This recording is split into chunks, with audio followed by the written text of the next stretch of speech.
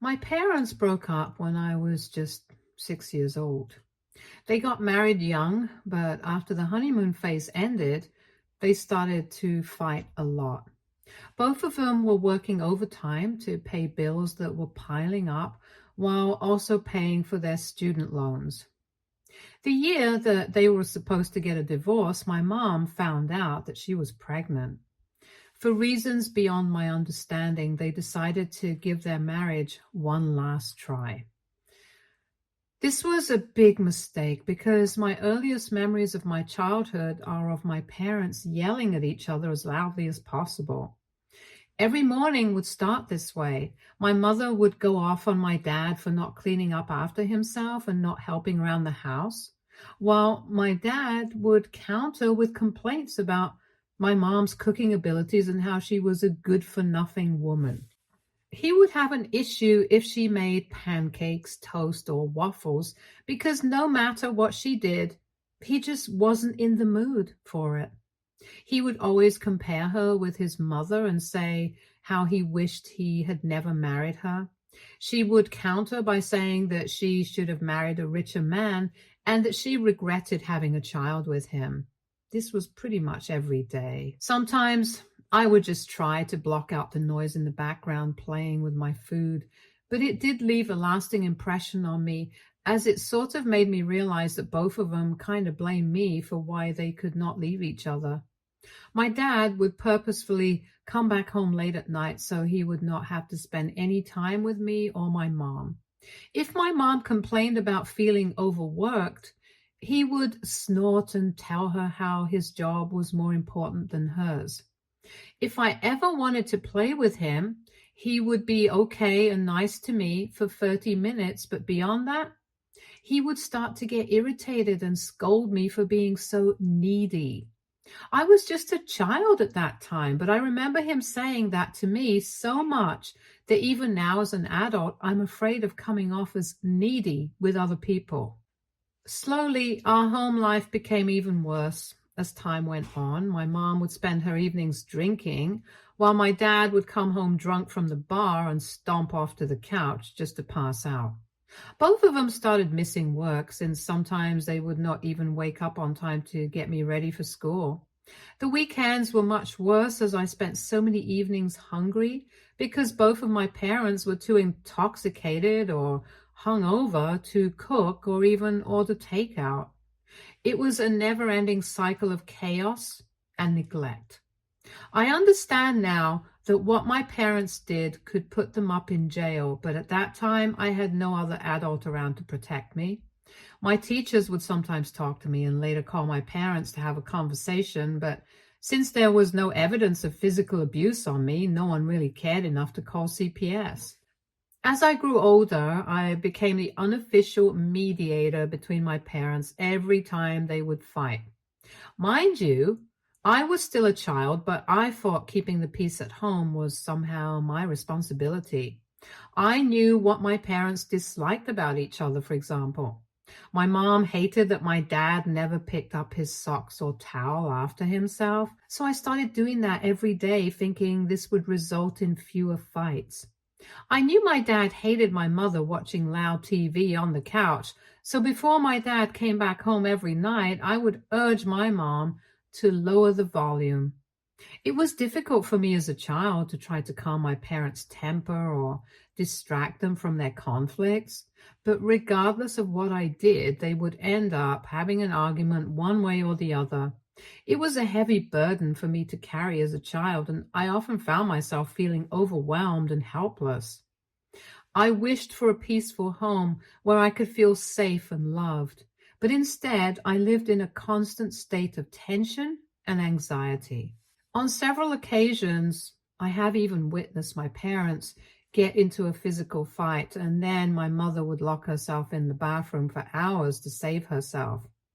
One night, their fight got even worse. My mother threw a glass bottle at my dad straight to his face, and he started bleeding from his nose. My mother yelled at me to call 911, and some of the things have been blocked out, but I do remember the police questioning me about the fight. CPS was finally called, and my parents got a verbal warning that next time this would happen, I would be taken away. They pretended to care in front of the officers, but I doubt whether they genuinely did. They did talk to me later after everyone left and promised me that they would work to become better people. However, their promise didn't last long. Despite their efforts to salvage their marriage, it was clear that my parents were not compatible. They had different priorities, values, and communication styles that clashed at every turn. I could see the toll it took on both of them as well as on me. Thankfully, when I was 13, they finally decided to end their marriage for good. It was a relief in some ways, knowing that the constant turmoil would finally come to an end. But it also marked the beginning of a new chapter filled with its own challenges and adjustments. I had to split my time between my parents' separate homes. My mother got child support from my dad and looked for a job to support herself and me. In the beginning, it was really difficult for her to find one, but my uncle, her cousin, helped her get a desk job as a secretary where she worked for several years under a kind and patient boss who paid her quite well. I met her boss and his family several times during work parties, and I'm still really grateful that he had decided to hire my mom, as it genuinely saved our lives and helped pay for everything around the house. My dad, on the other hand, spiraled into drinking more and more, like there was no tomorrow. This is why I dreaded my visits with my dad, because he would either be passed out drinking or he would bring a strange woman into the house to hook up with. It was extremely uncomfortable and I hated it. However, I didn't have much choice, as I was afraid of revealing this to my mom, since this would start another one of their huge fights, and I was just tired of it all. Throughout the years, my dad has had different long-term girlfriends every year. He dated the first one for a year, the next one for 6 months, and the third one for 3 years straight before cheating on her. I have noticed a pattern in his dating history, as they are single mothers with 1 or 2 children. My dad dates these women and gets extremely close with their children. He posts their pictures all over social media and even celebrates birthdays with them. Meanwhile, my mother would have to remind him about important days in my life, like my birthday or prom days, as he would sometimes forget all about it. He would also always force me to mingle with his girlfriend's children, urging me how they are going to be my future brothers and sisters. As you can imagine, I absolutely hated this habit of his. I mean, I understand that my dad was single and was free to date whoever he wanted, but he would always pretend to be this responsible parent in front of other children while neglecting his one and only child. I remember when my school organized a father-daughter dance, I had an inkling that my dad would find an excuse to not attend, and as expected, he did. My mother tried to talk some sense into him, but he kept insisting that one of his girlfriend's kitchens needed some repairs. I was a bit heartbroken, but everything worked out because one of my uncles, Mom's cousin, took me to the dance and I had a wonderful time. As I started growing up and my dad kept dating, he would ignore me more and more. He stopped letting me come to his place, telling my mother how he would be out all night drinking or partying, and my mother rightfully didn't argue. Things became even worse when one fine afternoon my dad called me out of nowhere to ask if I was free for dinner that night. I excitedly agreed, thinking maybe he was finally missing me and wanted to spend some one-on-one time with me. Now imagine my surprise when he came to pick me up in an expensive car, honking loudly outside our house. I ran out to see him sitting next to a blonde woman, and there was an older guy sitting at the back. Later during dinner, my dad introduced me to his latest girlfriend, Gina, and her son, Robin. Robin was 5 years older than me and looked less than enthusiastic to meet me. Gina did smile at me, but kept our conversations to a minimum. Throughout the dinner, my dad kept raving about how great his relationship with Gina and Robin was going, and how proud he was of Robin for playing such good football and apparently carrying his whole team to the season win. At one point, Robin even gave a toast to my dad, saying that he had never seen his mother happier with any other man. Clearly, my dad and Gina were in love, all blushing and were all over each other. Hence, I was not surprised when a few months later, my dad told me that he was getting married to her. He invited me and my mom as guests, and we were happy to be there until I noticed that Robin was my dad's groomsman. My dad and he were laughing side by side, chatting like two best friends. I felt this weird sense of jealousy and anger, and I guess my mother must have noticed my expression because she gave me a hug. Throughout the wedding, I watched my dad celebrate with his new family and act like this was his very first marriage. He never even once called me for a family picture. The only time he came over to me was to ask my mother and me if we were enjoying ourselves. I felt so invisible, like I didn't belong in his life anymore. As the evening wore on, I became more and more quiet, trying to process the whirlwind of emotions swirling inside of me. I couldn't understand how my dad could be so happy and carefree while I felt like my world was crumbling around me. Robin seemed to effortlessly fit into my dad's life, effortlessly slipping into the role of his son. When it was time for my mother and I to take leave, my dad didn't even hug me goodbye. I think that was the last time I saw my dad, laughing and dancing with his new family. After that, I didn't bother to contact him much. This is how I realized that unless I texted or called him, he didn't really miss me. Several months passed, and although he would continue to send child support, he never once bothered to check in. When it was time for me to go to college, I made sure to choose the university that would be furthest from the city, even though my mother didn't want me to go so far. I wanted to run away from that miserable place and all the bad memories. I did hear from my mother how my dad had turned his life around completely and had a much better job now and had stopped drinking. It wasn't until months after I had already started college that I received a call from my dad. He told me how surprised he was that I was such a big girl now. I snorted because I wasn't really surprised that he had never noticed anything about me. He continued to ask me about mundane things here and there, trying to make a conversation, and then launched into a speech about how Robin had secured a good job, which was incidentally the same city as my university. He mentioned that he would be coming over with Gina to visit Robin and thought it would be a wonderful idea to meet me as well. I told him that it was fine, but he kept insisting, and eventually I agreed. I probably should not have, but as much as I hated to admit it, I miss my dad. Regardless of his relationship with my mother, I wanted both my parents to love me and treat me like a child. I deserved to be seen, and I hoped that my dad would eventually grow to see that. The evening we were supposed to meet at a cafe near my university, I was all dressed up and excited. However, hours passed and I sat alone in the cafe sipping my coffee and looking at the door, but my dad never showed up. I kept calling him, but there was no answer. I told my mother, so she called him as well, worried that maybe something had happened to him. 3 hours later, my dad called me back to inform me that he was caught up with watching a football game with Robin and lost track of time, which is why he could not make it to see me tonight. It felt like a punch to my stomach hearing him so casually saying this, as if I had not just spent the evening excited to finally meet him after so many months.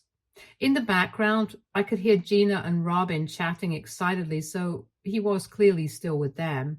I told him how I had sat alone in the cafe for hours, and he replied that I should have left after the first hour when he didn't show up, and tried to give his usual lame apologies. I was so pissed that I just disconnected the call and blocked him. He must have called my mother, but she supported my decision, telling him how he had clearly failed as being a father to me.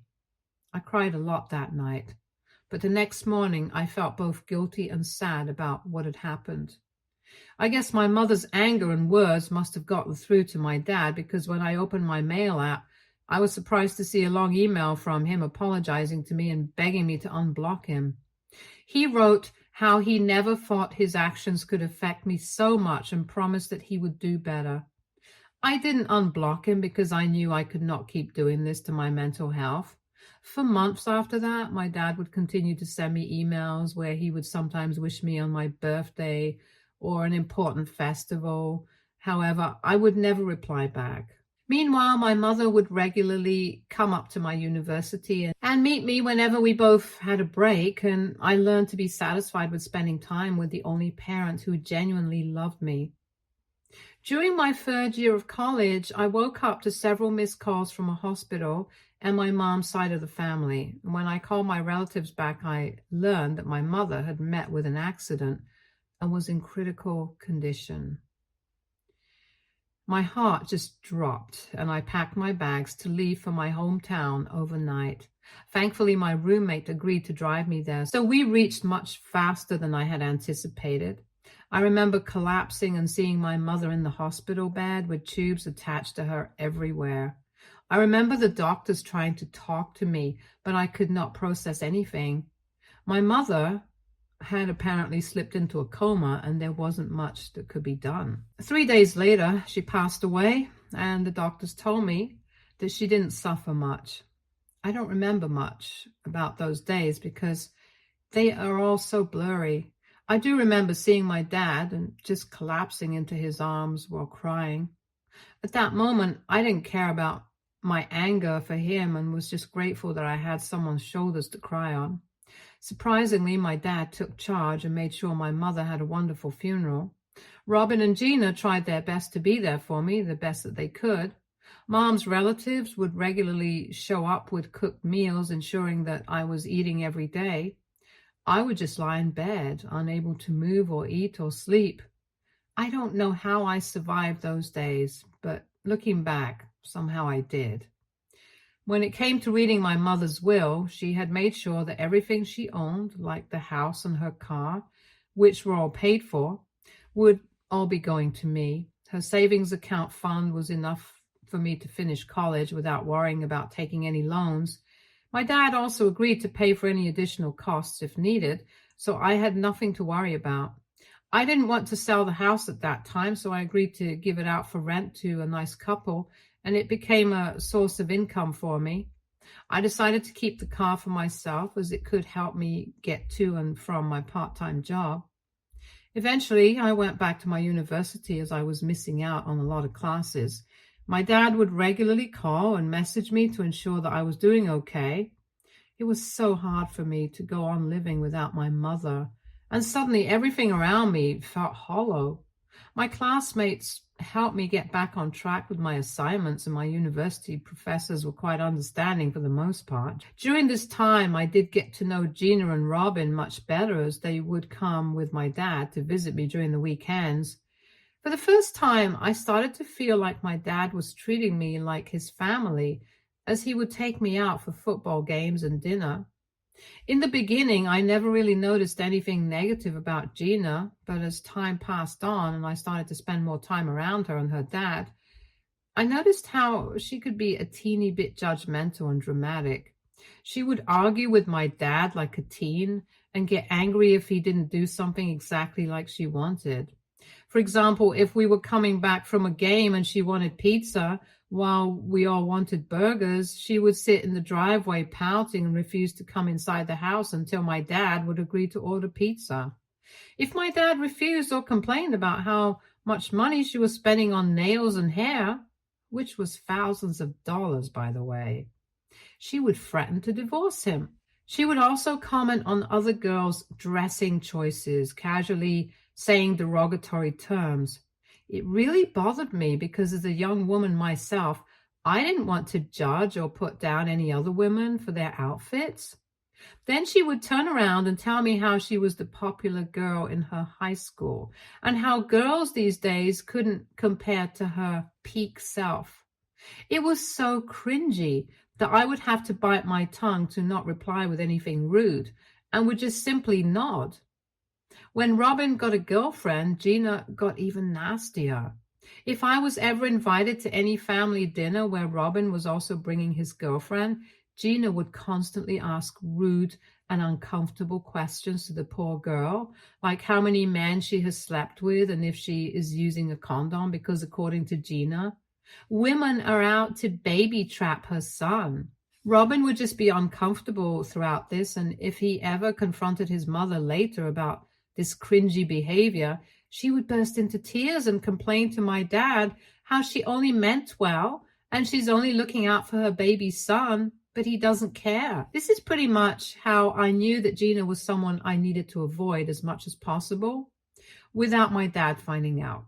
Whenever he would come to visit me, I would ask him if he and I could spend some time alone. And at first he would agree, but Gina would constantly call him and disturb our time. Later, I found out that she was tracking his phone through Find My Phone and would call to check up to see if he was really with me or with some other woman. A year passed, and when my mom's death anniversary arrived, I was a wreck. My dad and I had decided to spend the whole day together so we could visit her grave and then later go out for lunch. I was quite clear to him that it was a very vulnerable day and I did not want to spend time with anyone else. However, despite my wish, he showed up with Gina, who looked like she was out on a fun road trip. She was constantly munching on chips or playing music. At one point, when I was silently crying because I was missing my mom while going through her photos on my phone, Gina asked me why I was still crying for my mother when it had already been a year since she had passed away. She emphasized the word year as if it was just ridiculous of me to still miss my own mother. This really pissed me off, but I did not want to say anything, hoping that my dad would stand up for me. Sadly, he didn't react at all.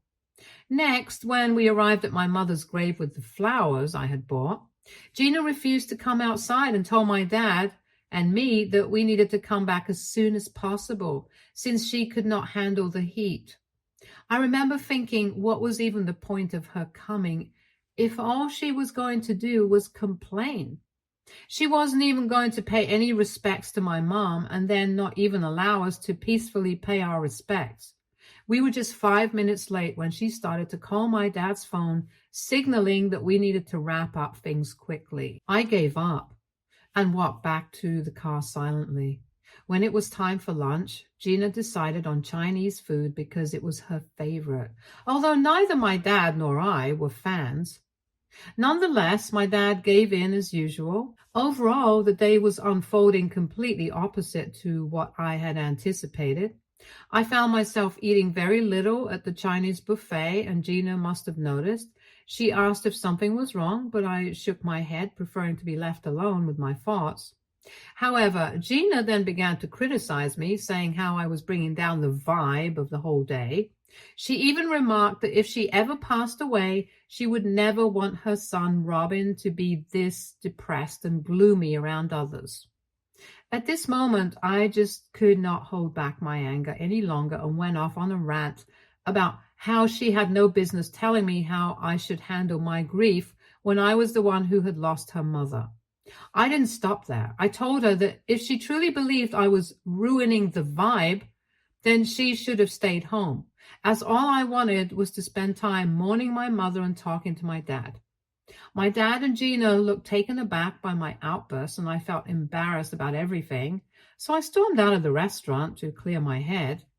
Later, my dad emerged with a solemn expression and told me that while he understood my perspective, I should be more considerate of his wife, who had sacrificed her whole day to be there with me. I questioned why he had even brought her along when I had specifically asked to spend the day with just him. My dad replied that Gina thought I was becoming too dependent, and as an adult daughter, I shouldn't spend so much time alone with him. I almost had tears rolling down my cheek hearing those words, as it reminded me of my childhood when my dad would get angry if I needed more of his attention and would scold me for being needy. I don't know if I was actually being needy or clingy that day, but I just knew that I missed my mom even more, as she would have never have made me feel bad for crying. The car ride home was quiet, and Gina refused to talk to me even though I tried to apologize. Dad told me several days after that incident about how Gina was still pissed at me for my behavior. He asked me if I could come over to his place and apologize to her properly over dinner, since this was all basically my fault. He said him and Gina had been fighting continuously as I embarrassed her publicly. Anger surged within me at this suggestion, and I firmly refused. I insisted that Gina's reactions were immature, maintaining that I had already extended my apologies during the car ride home. I told him that if she persisted in such theatrics, I wanted no part in it anymore. Despite my dad's efforts to sway me, I remained resolute in my decision. Ever since that day, my relationship with Gina never improved. I don't know what she told Robin, but he also refused to talk to me after that. Dad was the only one who would sometimes come over to visit me. On several occasions, like during my college graduation or when I got my first job, he would beseech me again and again to apologize to Gina, saying how we could all go back to a normal family, but I have never listened. Over the years, Gina and I have continued to not meet unless it's absolutely necessary, and we both ignore each other as much as possible if we are in the same room. The pain of losing my mother still hurts, but I am a big girl now, so I know how to handle my emotions better. I did eventually sell my mother's place after I graduated and bought a small condo for myself in the city where I currently work. I have continued to be in touch with my mother's relatives as much as I can. I'm also dating my boyfriend, Harry, and we are really happy with each other. My dad has met him on several occasions, and they both bond over golf and football. Everything in my life had been going smoothly until this recent incident. My dad was about to turn 50, and because this was such a huge milestone, I wanted to throw a birthday party for him. Weeks before his birthday, I asked him if he was okay with it, and he was more than happy, telling me how he wanted to bring Gina and Robin along and how he was hoping that this birthday party could help repair the relationship between all of us. I doubted it, but I didn't want to argue with him again, so I told him that since so many years had passed, I was open to it if Gina was okay with it too. I organized and paid for everything for my dad's party at an expensive restaurant, so all my dad and his family had to do was just show up in their best attire. That evening, me and Harry were the first ones to reach the venue, while my dad, Gina, and Robin reached an hour later. I did call my dad several times, but he did not pick up, so I already knew that something was up. As my dad walked in, I immediately noticed that he had been drinking, as he could not walk straight without Robin's help. My dad gave me a huge smile and hugged me. Gina didn't even acknowledge me and went straight up to hug my boyfriend, who looked at her uncomfortably. Robin gave me a head nod and helped my dad sit down at the table. I questioned them as to what had happened, and Robin told me that my dad had decided to pre-booze before coming, as he wanted to start his birthday pretty early. I shook my head because I had grown up watching my dad get drunk every night and knew how embarrassing he could be. Gina laughed, seeing my expression, and said loudly that I should just learn to chill and that my dad was just having fun. My eyes narrowed upon hearing her words because this was quite an expensive restaurant, and if my dad started to behave embarrassingly, as he usually does when he gets drunk, then we could all be banned from this place for life. When the waiter came over with our main courses, my dad seemed completely out of it and could not even hold his fork straight. Harry and I just tried to focus on our food while Gina and Robin kept laughing and pointing at my dad. When wine was served, my dad kept drinking, which was getting him even more drunk, even though I kept telling him to stop. Suddenly, my dad got up from the chair and loudly told us that he wanted to make a toast. Begrudgingly, I picked up my glass as he started to say how grateful he was to be turning 50 with his wonderful family and how lucky he felt to have Gina and Robin in his life. My heart sank as he continued to say that the best decision in his life was divorcing his previous wife, my mother, as that woman drove him crazy. Gina giggled hearing this while I looked at him furiously. He continued to say that meeting Gina and marrying her saved his life because before them, his life was empty. All this while Gina and Robin kept smiling and cheering him on as if this was something acceptable to even say in front of me. As if this wasn't enough, my dad then turned his attention to me, his words slurring together as he continued to say that his biggest mistake in life was marrying my mother, as he got stuck with her for all those years when she got pregnant with me. He then laughed and joked loudly if I could leave him tonight to celebrate his birthday with his real family, as he wanted his next chapter in life to have no room for past mistakes. Hearing this, Robin and Gina started laughing loudly as if it was the funniest joke. I took a deep breath and knew that I could not handle this any longer. With a heavy heart and trembling hands, I called for the waiter and asked him to call for security guards. The waiter did not even hesitate, as my dad's loud words could be heard around the room, and within minutes 2 security guards appeared at our table, their presence causing a stir among the other diners. "Sorry, sir, but we're going to have to ask you to leave," one of the guards said firmly, gesturing towards the exit. My dad's face turned red with embarrassment as he realized what was happening. He sputtered in protest, asking me to stop them, but I stood my ground, my eyes locked with his. Gina started screaming that I was embarrassing my dad in front of everyone and that he was just having some fun on his birthday. I didn't care, and neither did the security guards, so reluctantly my dad was escorted out along with Robin and Gina, who kept screaming at me furiously. Later, I was overcome with emotions and apologized to all the diners as well as the staff. After dinner, I left them with a hefty tip also. Since that dinner, I have been bombarded with text messages from Gina and Robin, calling me every name in the book and saying how I ruined the vibe, and that I should have just left if I didn't want to feel embarrassed by my dad's behavior. My dad has tried to contact me several times, but I have refused to pick up. Hence, I am on Reddit to ask if aita for kicking my dad out after he said all those hurtful things to my face. Update 1. Wow, how has this post blown up in just a matter of a few hours? Okay, I get it, guys. I was right in kicking my dad out. I did not expect hundreds of commentators to support me.